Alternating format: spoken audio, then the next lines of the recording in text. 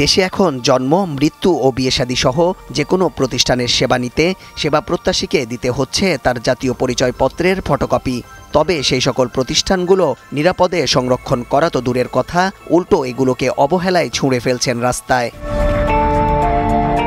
এমনই ঘটনা ঘটেছে রাজধানীর মিরপুরের পল্লবীর এভিনিউ 5 এলাকায়। হঠাৎই দেখা যায় এই এলাকার বিভিন্ন মানুষের হাজার হাজার পরিচয়পত্রের ফটোকপি পড়ে আছে সড়কে। এসব কাগজ রাস্তায় পেয়ে মূল্যহীন ভেবে কেউ আবার কুড়িয়ে বিক্রিও করছেন বিভিন্ন চায়ের দোকানে। কাগজগুলো একটা ছোট্ট পিচ্ছি বাচ্চা বিক্রি করছে 10 টাকা।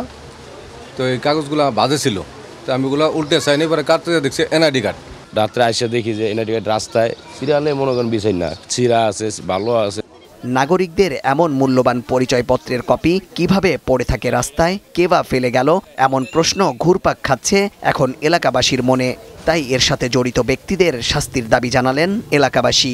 তাদেরকে যদি খুঁজে যদি প্রশাসন বের করে এগুলো শাস্তি দিতে পারে তাহলে আমরা অবশ্যই খুশি হব।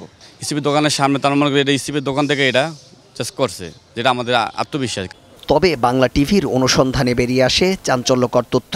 জানা যায় এই এলাকার নিম্ন আয়ের মানুষ সরকারি টিসিবির পণ্য পেতেই নাকি ডিলারদের কাছে জমা দিয়েছিল এসব তথ্যের ফটোকপি। তবে ডিলাররা বলছেন ওয়ার্ড সচিবের কথা। আমরা এনআইডি কার্ডের ফটোকপি ম্যাচ করে সচিবের অফিসে তা জমা নেওয়া হয়েছে, তারপরে কি হয়েছে আমি জানি না। আমি এইভাবে ফালাই রাখবো বিস্তরভাবে আমার ক্ষতি করার জন্য।